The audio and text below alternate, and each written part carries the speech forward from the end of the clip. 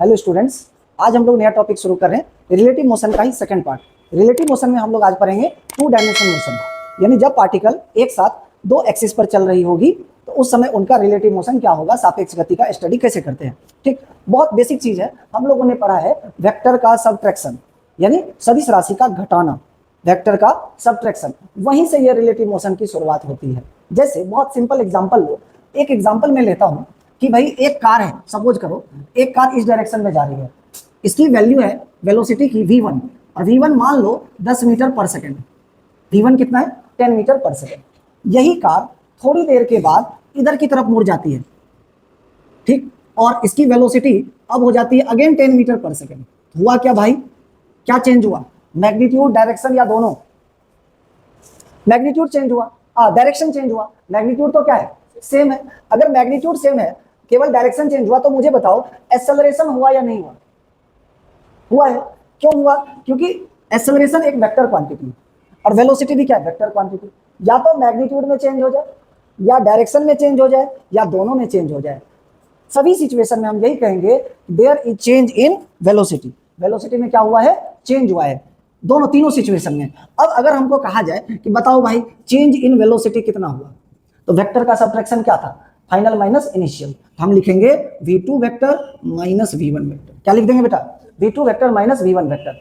अब देखो, तो सबसे पहले किसको ड्रॉ करोगे तुम? v2 को। इसको और क्या लिख सकते हो? v2 में किसको जोड़ देंगे? कोई दिक्कत?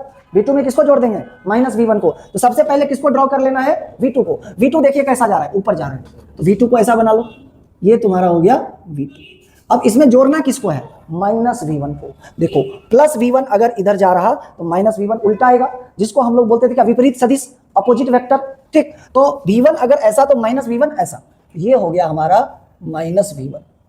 ठीक, अब ट्रायंगल लॉ क्या कहता है? इसको ट्रायंगल भी तो बनाना है, ट्रायंगल बना देंगे ऐसे हम लोग, ऐसे, ये ऐसे गया हुआ है। ठीक, तो ये जो वैल्यू है ना, यही इसका है चेंज इन वेलोसिटी का मैग्नीट्यूड, यानी कि ये कितना हो जाएगा? Delta v। और डेल्टा v कितना होगा? ये देखो, इसकी वैल्यू क्या है? 10 मीटर पर सेकंड।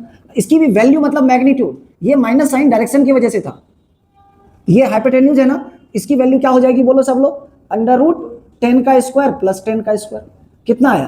Under root 200। क्या मैं इसको ऐसा लिख सकता हूं? 100 इंटू 2। 100 का स्क्वायर रूट कितना होता है? 10। 10 रूट 2 मीटर पर सेकंड। ये क्या मिला तुम्हें? Change in velocity. अब देखो सवाल क्या पूछेगा तुमसे, कहेगा calculate acceleration after t equal to 2 second. 2 second के बाद पार्टिकल का एक्सेलरेशन निकालो। 9 तक तुम लोग क्या पढ़ते थे? a बराबर v माइनस यू बटे टी। तुम वहां सीधा बोलते थे 10 माइनस 10 गया सर 0 बटे टाइम, 0 हो गया। लेकिन यहाँ पे 0 होगा क्या? ये जो v माइनस यू है, ये वेक्टर फॉर्म में हम लोग लिखे हैं, और इसकी वैल्यू कितनी आई है? सोचो 10 में से 10 को घटाए तो आंसर कितना आया है? 10 रूट 2। ऐसा क्यों आया? डायरेक्शन की वजह से। ये वाला डायरेक्शन पॉजिटिव, ये वाला डायरेक्शन पॉजिटिव, हमें घटाना था v2 माइनस v1, तो v2 में किसको जोड़ दिए? माइनस v1 को। तो पहले किसको फोटो बना दिया? किसका हम लोग डायग्राम बनाया? v2 का। v2 किधर जा रहा है? ऊपर, देखो बना दिया। अब इसमें किसको जोड़ने वाले हो?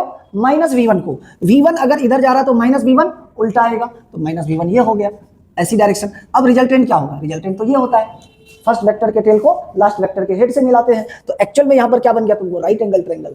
और इस राइट एंगल ट्रायंगल का हाइपोटेन्यूज हमको क्या देता है? रिजल्टेंट। तो वह वैल्यू कितनी आ गई? 10 रूट 2। तो अगर किसी ने एक्सेलरेशन पूछा तो तुम एक्सेलरेशन क्या जानते हो? Change in velocity by time interval. तो चेंज इन वेलोसिटी कितने का है?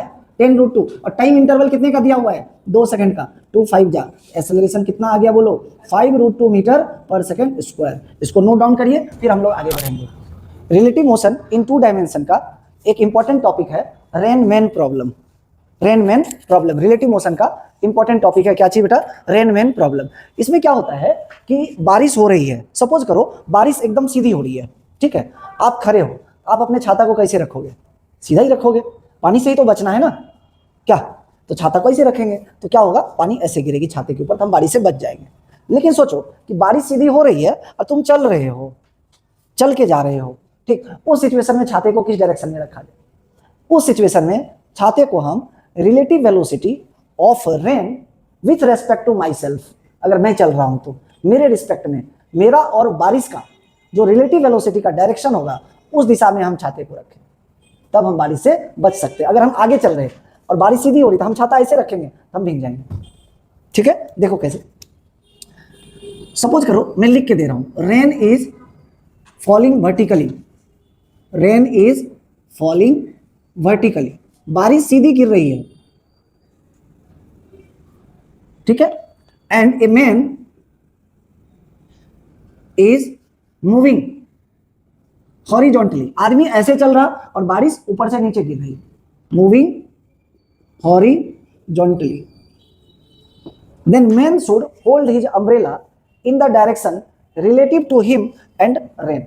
जैसे हम कहेंगे आदमी कैसे चल रहा है बेटा, इस डायरेक्शन में, this is velocity of man and this is the velocity of rain, ये रेन की वेलोसिटी है, तो इनका रिलेटिव वेलोसिटी निकालना है। तो आप क्या जानते हो, वी आर एन, अभी हम लोग एग्जांपल लिए थे, वहां क्या लिए थे अपन, एक आदमी पहले ऐसे जा रहा फिर ऐसे हो गया था, v2 माइनस v1 किए थे, final minus initial, v r m, तो क्या बोलोगे, v r minus v m. फिर से वही बात, तो पहले वेक्टर में क्या करते हैं हम लोग, घटाते हैं किसको, वी एम को।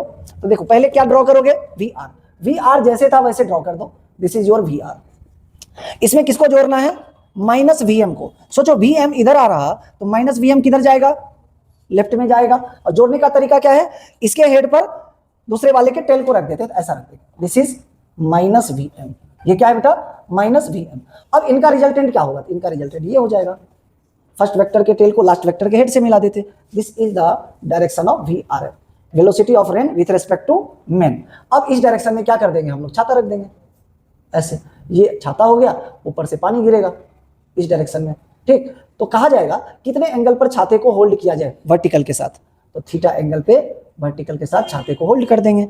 अगर ये कोण थीटा है तो ये कोण भी कितना होगा, थीटा हो जाएगा। अब हम लोग क्या करेंगे, इसमें तुमको मान लो वी आर एम की वैल्यू निकालनी है, किसकी मैग्नीट्यूड नहीं निकालनी है, वी आर एम की। तो मैग्नीट्यूड कैसे निकालोगे, फिर से वही बात, राइट एंगल ट्रायंगल है, क्या करेंगे बोलो, ईसा माइनस वी एम के मैग्नीट्यूड का स्क्वायर प्लस वी आर के मैग्नीट्यूड का स्क्वायर, ऐसा कर लोगे। क्या पता ये दे देगा ये दे देगा, तो ये निकाल लेंगे। डायरेक्शन बस पहचानना बहुत जरूरी है, सवाल बन जाएंगे, ठीक है। अच्छा डायरेक्शन पूछेगा तो डायरेक्शन कैसे निकालेंगे, टेन थीटा से निकाल लेंगे। डायरेक्शन कैसे निकालते हैं, टेन थीटा। इस ट्रायंगल में ये देखो एंगल थीटा, तो ये अपोजिट एंगल क्या होता है, वर्टिकली अपोजिट एंगल भी थीटा होता है, तो टेन थीटा कितना, परपेंडिकुलर बटे बेस लिखते हैं। तो परपेंडिकुलर में हमारा क्या है, वी एम, तो माइनस का वी एम, इसका मैग्नीट्यूड लिखेंगे, बाय बेस कितना लिखोगे, वी आर लिख दोगे। ये आपका डायरेक्शन आ गया। आप ऐसे लिख सकते हो इसको, tan theta equal to this, tan theta equal to v m by v r, तो थीटा कितना, tan inverse v m by v are.